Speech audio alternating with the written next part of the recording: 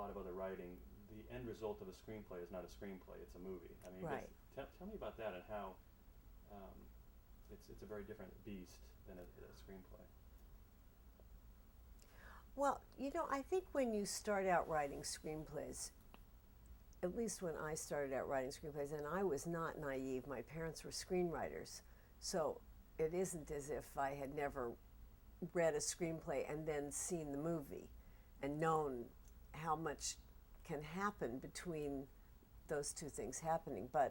Um, but I just don't think you ever understand when you are a screenwriter and haven't had a movie made how much every single decision that happens from then on affects your movie.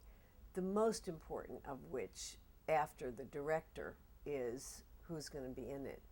And when you sit and watch actors read for the parts that you've written and watch these scenes that you think were so great sound so awful when the wrong actor reads them, and then come to life when the right actor reads them, you start to have a sense of what the downside risk is on a movie. What is it like? Okay? What is it like when you hear your words spoken by the right actor?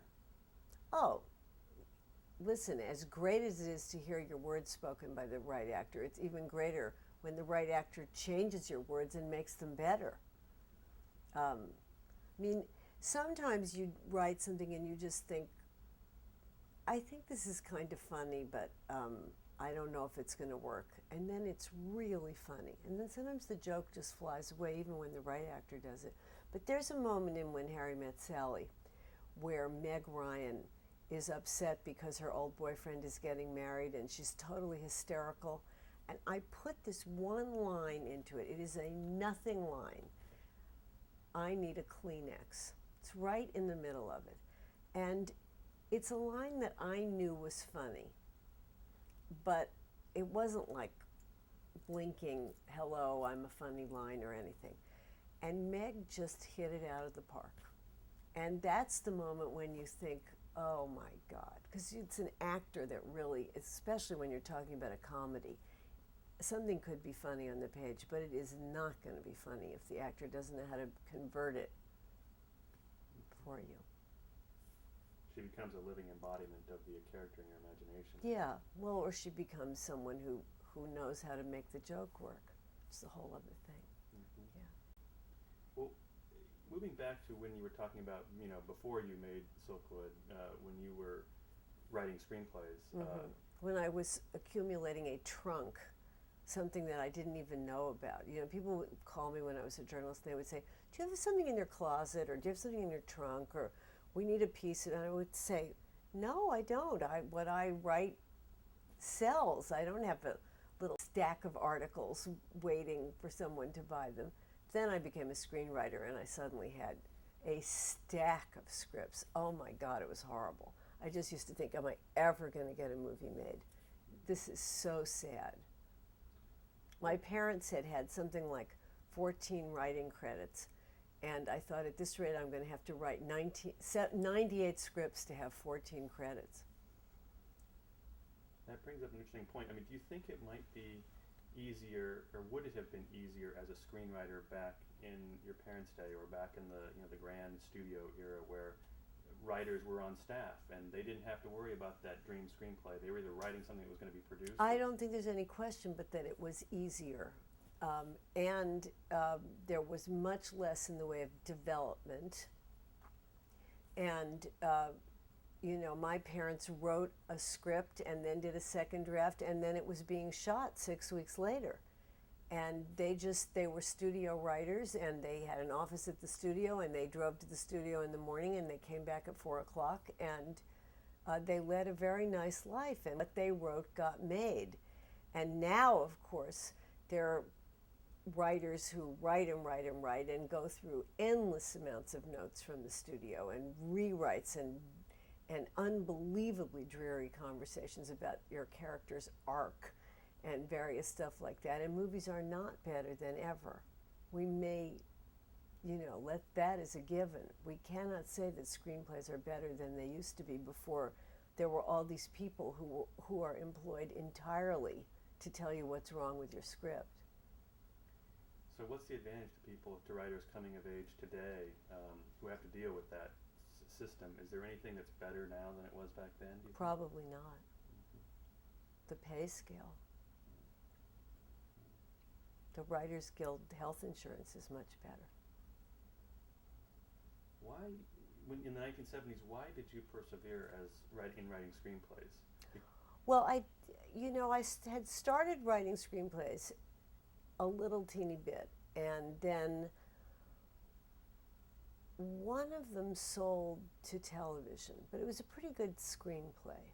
And so I started getting other work, and then I had a kid, and I thought, well, I'll just write screenplays for a little while because I can't go off and do these long reporting pieces that I was used to doing and be away from home because I have a baby. Then suddenly I had 2 babies and no husband because he went bye-bye. And I thought, well, I'm going to write screenplays now because I need the money. And thank goodness I write screenplays. Even if they aren't being made into movies, it pays a lot better than journalism. So that's why I did it for a while.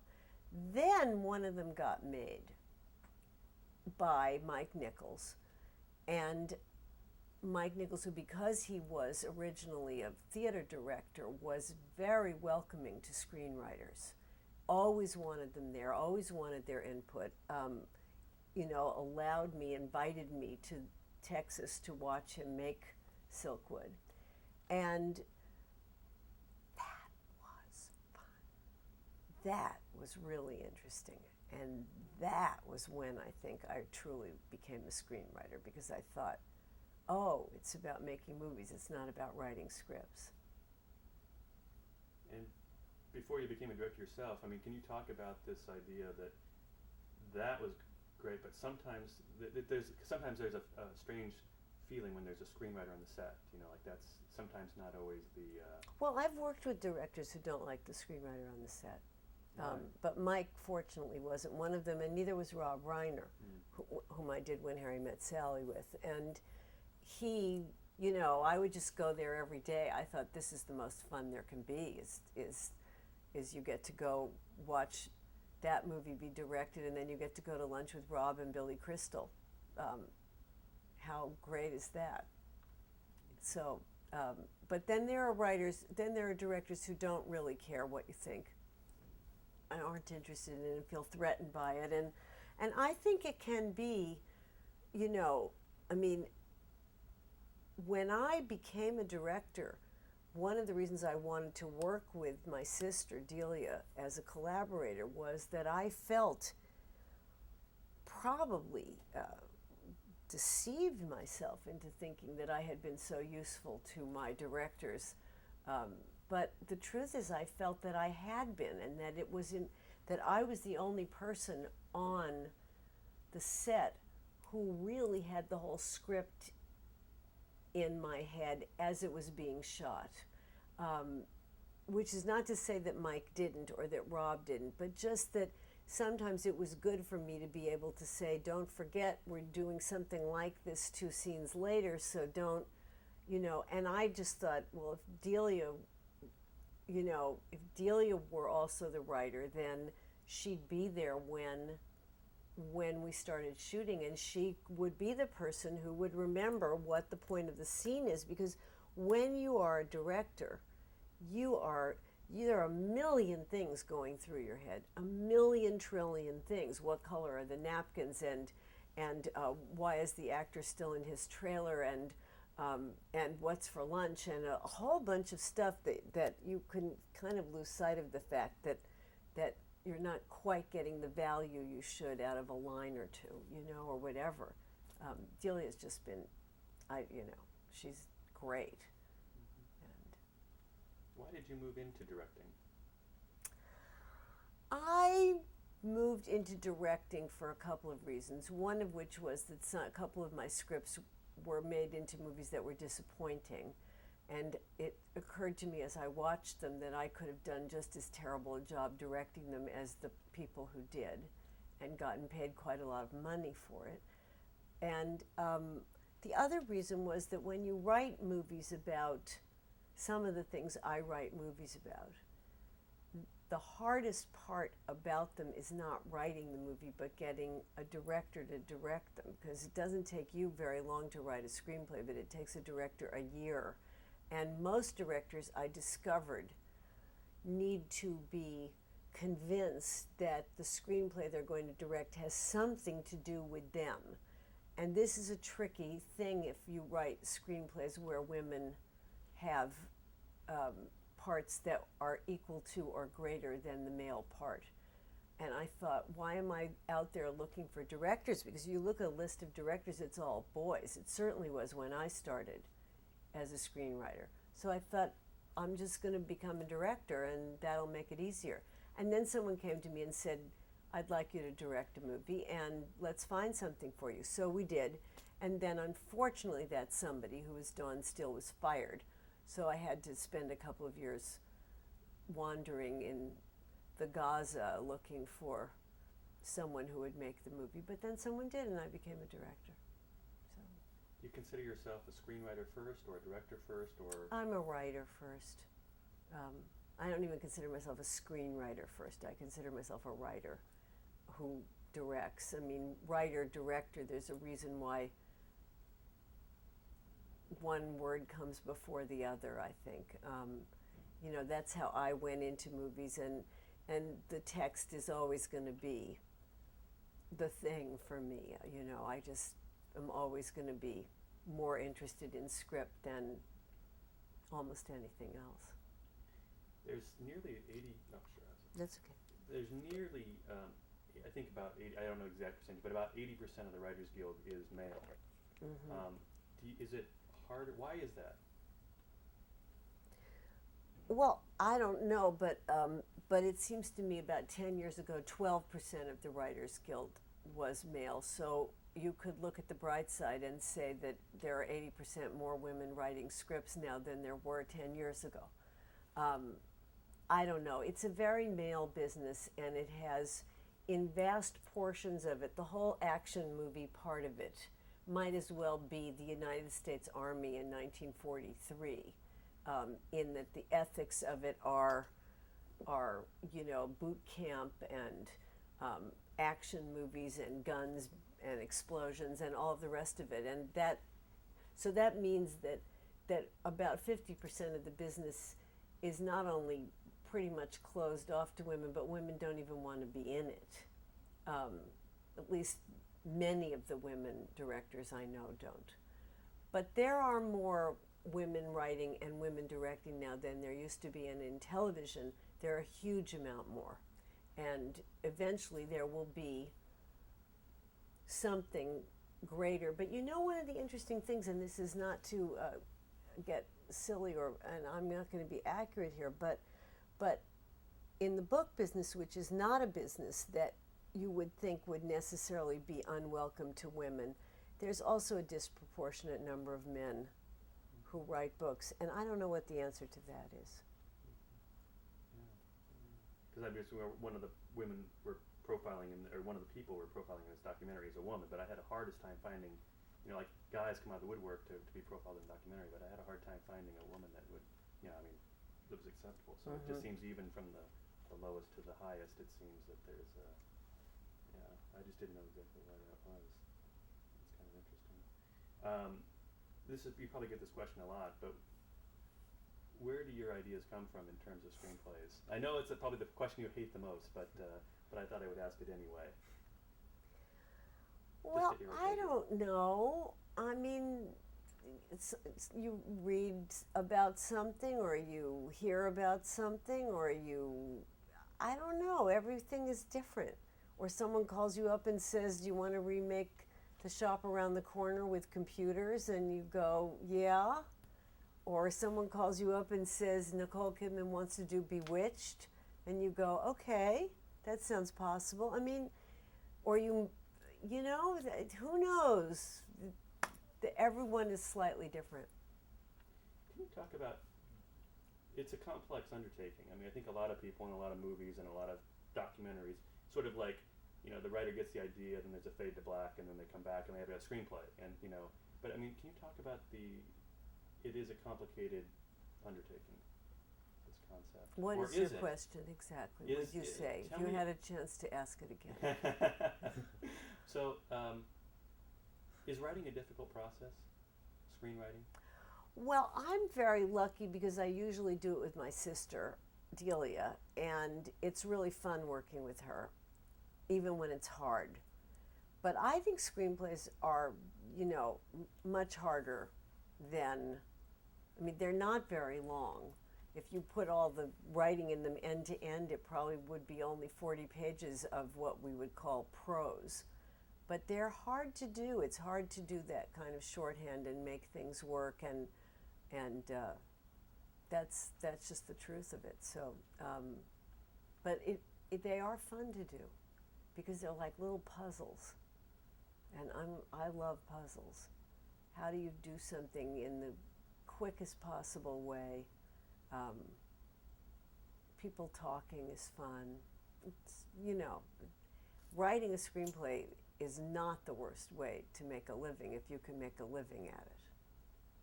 But I think it seems very hard for a long time when you're trying to get one made. And I think, weirdly enough, even though it's obviously easier for me to get one made now than it was because I have a director, me, it still feels hard.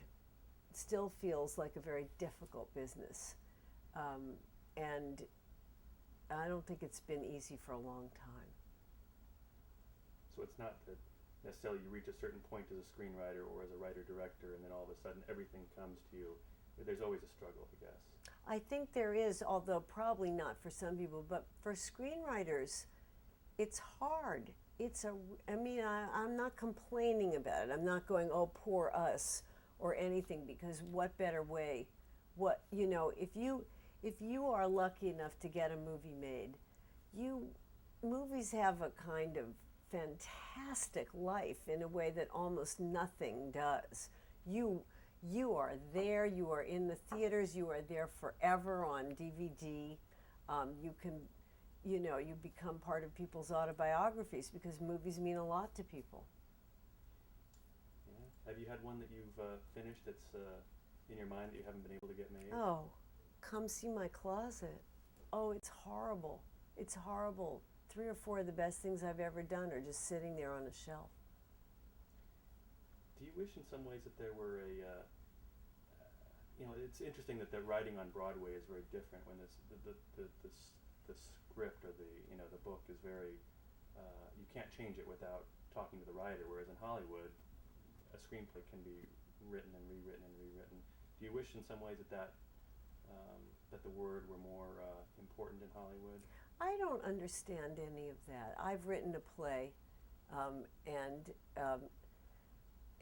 I'm not Edward Albee, but I think you always have to interact between what you wrote and what happens in the rehearsal process, and be open to changing things that aren't quite working. So there's a certain kind of reverence for what happens in the theater that I think leaves out the reality, which is that eventually there's going to be a director and an actor, and it better work for them. It doesn't matter who the queen or king of the operation is. You have to make your work have something to do with what's working.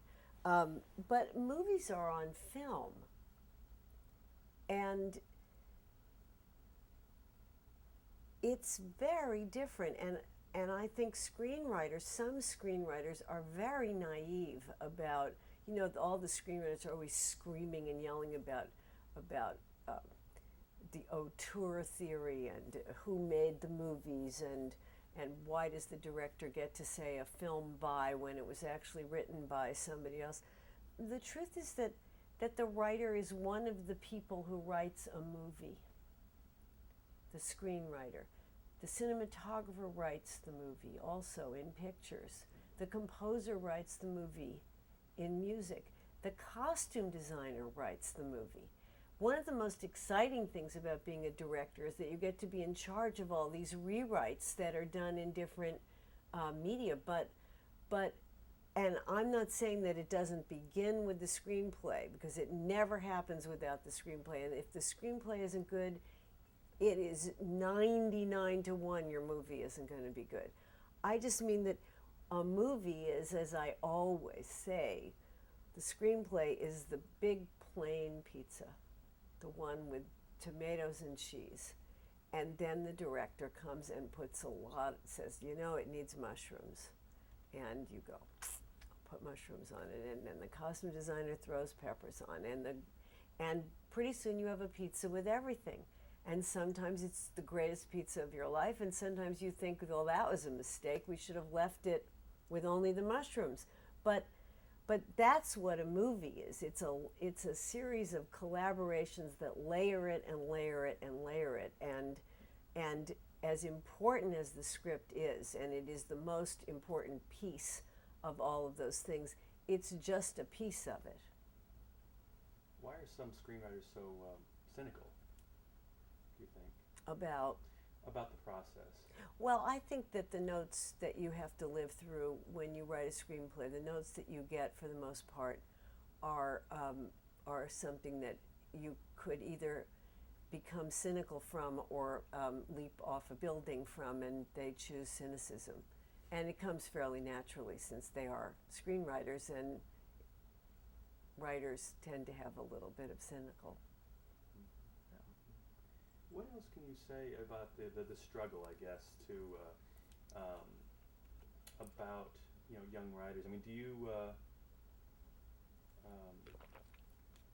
there are so many writers out there. I mean, do you feel competition with all the young up and coming writers? I mean, is there that kind of a thing, I guess? Well, I don't live here. Mm-hmm. You're interviewing me in Los Angeles. I don't live here. And so I don't feel this town really. And but I think if I lived here, I might. I mean, it's very, very ageist and sexist and all of those things. But I just kind of do my thing and hope it's going to get made. And I feel lucky it's still getting made. And so in the end, I guess my last... Okay. 5 minutes.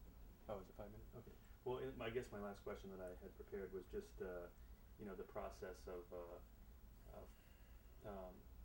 creativity in this large town where so much money is riding on it. How does, we've kind of touched on this, but how does creativity come out in the movie making process? Real creativity? I think creativity or innovativeness or things of that sort. I don't think that you are going to get a whole lot of creativity, as you're using the word, in the major motion picture business, where movies are costing 90 and 100 and 110 million. I think everybody's scared, and everyone's trying to do things by the book or by the formula. I don't know how any actor ever gets cast in a part for the first time. I don't, because all anyone wants to do is use someone who's been used before. It's amazing to me when someone like Eric Bana appears, and I think, how did he do it? How did he do it? Because all they really want to do is, that horrifying moment where the studio calls and says, we'd love to make this movie, and we'll send you a list of people we'll make it with, and then they send you this unbelievably short list that says something on it like Tom Hanks and Tom Cruise. Well, great. That's not wanting to make the movie. So. Mm-hmm. Well, is there anything else you want to say? Not so much advice, but just say about young aspiring screenwriters or emerging screenwriters, or anything that you might have learned. Well, I think the thing that I always say that is extremely boring and probably narcissistic to people who want to be screenwriters who are young is, don't become a screenwriter. Go become a journalist like me. You see, that's the bad narcissistic part. Go become a journalist and find out something.